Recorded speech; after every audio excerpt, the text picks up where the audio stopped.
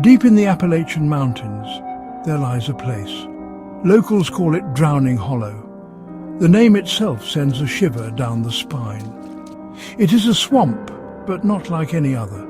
The air here is heavy, thick with unspoken sorrow and an ancient dread. The trees in Drowning Hollow are skeletal, their branches like gnarled fingers clawing at the sky. No leaves grace these limbs, only a deathly grey bark. The water below is black and still, reflecting nothing but the oppressive sky. Life seems to shun this place. Birdsong is absent, the chirping of insects muted. There's only silence, a watchful, waiting silence. It feels as though the swamp itself holds its breath. The ground around the swamp is soft, treacherous, wanting to pull you in. Many places in Appalachia hold secrets, but Drowning Hollow is different. It is a scar on the landscape, a wound that has never healed. Before the swamp claimed its name, there was a village called Havenwood, a small, secluded settlement nestled in the valley. The people of Havenwood were simple folk, living by the rhythm of the seasons. They worked the land, hunted in the forests, and fished in the clear river that once flowed nearby. Their lives were hard but peaceful. They built their homes from the timber of the surrounding mountains. Smoke curled from chimneys, carrying the scent of hearth fires and home-cooked meals. Children played in the meadows, their laughter echoing through the valley. They were isolated, cut off from the rapidly changing world beyond the peaks. But they had each other, their community. Havenwood was a place of quiet contentment.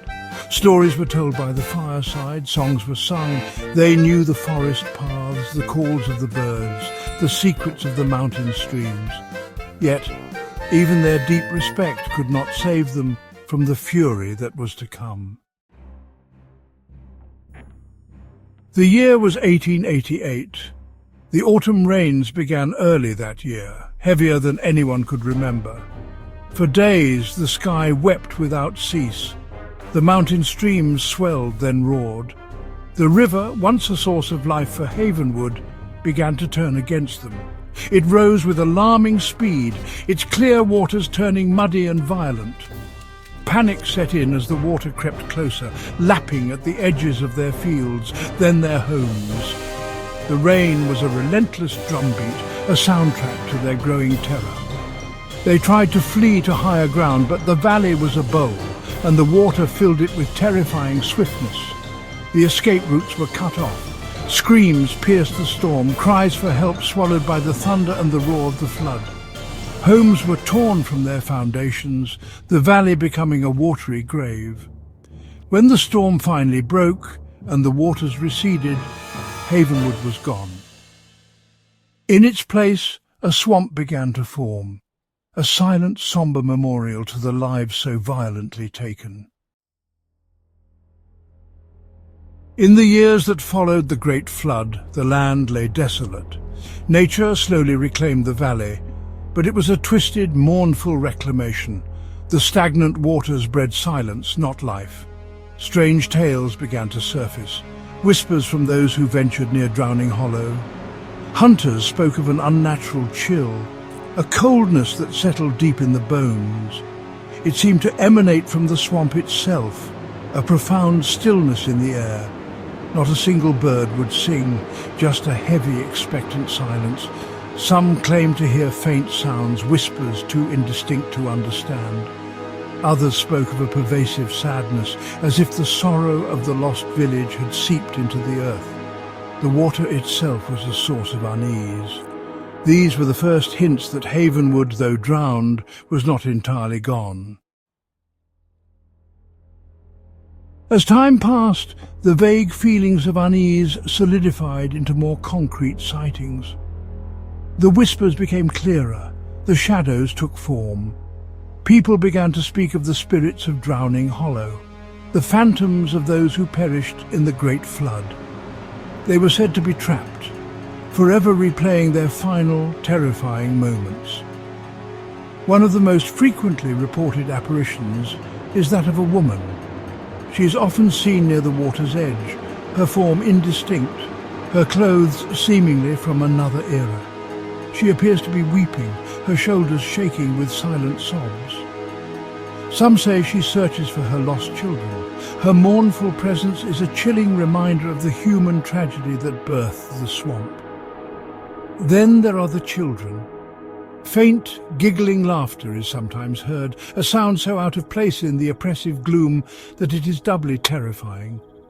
Spectral figures of small children have been glimpsed, playing silent, eerie games amongst the dead trees. Their joy is a hollow echo, a cruel mockery of life. And sometimes an old man is seen, standing silently in the deeper shadows of the swamp.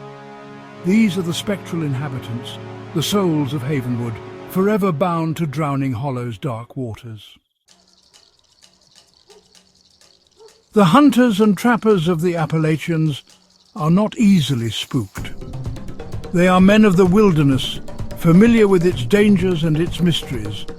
Yet many of them give Drowning Hollow a wide berth. Their tales, passed down through generations, are filled with chilling encounters.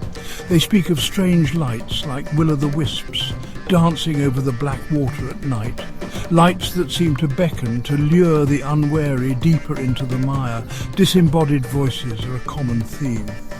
Sometimes it's a faint cry for help, seeming to come from the heart of the swamp. Those who have tried to follow it find nothing but treacherous ground and deepening dread. Other times it's a whisper, so close it feels like someone is breathing on your neck. Yet, when you turn, there is no one there, only the silent, watching trees.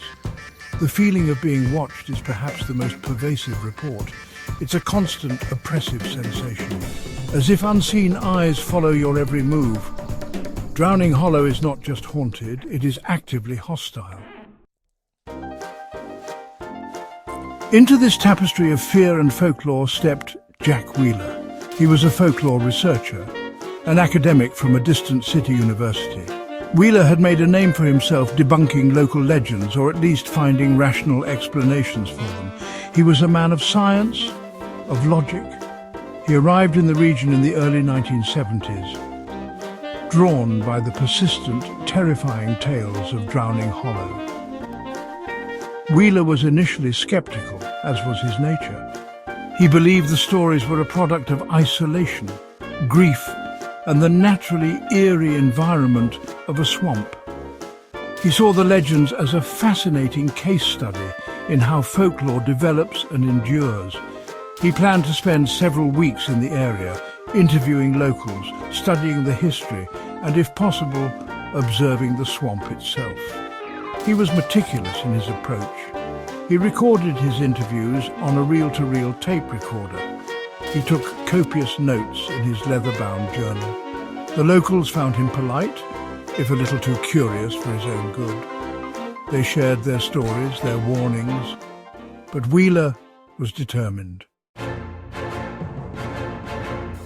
Jack Wheeler set up a small Spartan camp near the edge of Drowning Hollow. He wanted to observe it day and night. His journal entries, later recovered, paint a disturbing picture of his descent. Initially, they are filled with scientific observations, but slowly a different tone creeps in, a tone of unease, then of outright fear. He began to experience things he could not explain. He wrote of the oppressive silence, more profound than he had imagined. He documented strange fluctuations in temperature around his campsite. He described seeing lights over the swamp, dismissing them at first as swamp gas, but then noting their almost intelligent movement. He recorded faint whispers on his tapes, sounds that weren't audible to him at the time of recording. His skepticism began to crumble. One entry speaks of a dream, or what he hoped was a dream. He saw the weeping woman by the water. She looked directly at him, her eyes filled with an unbearable sorrow. He woke up screaming, his tent cold despite the summer night. His final entry is brief, almost illegible. Jack Wheeler's disappearance added another dark layer to the legend of Drowning Hollow. He came as a skeptic, a man of logic. He vanished as a believer or perhaps a victim. His meticulously kept records, once intended to debunk, now serve as a chilling testament to the swamp's power. The unanswered questions surrounding his fate only deepen the mystery and the fear. The locals say the swamp took him, that he delved too deep into its secrets and it claimed him as it had claimed the villagers of Havenwood so long ago. His story became a new warning passed down to younger generations, a cautionary tale about the dangers of disrespecting the unknown, of challenging forces best left undisturbed. The swamp's curse, it seems, remains unbroken. There are signs, they say, to heed if you ever find yourself near Drowning Hollow. A sudden, inexplicable drop in temperature, the air growing heavy, making it difficult to breathe. The absolute silence of the natural world, no birds, no insects, nothing. Drowning Hollow is always waiting for the next curious soul to venture too close to its dark, hungry waters.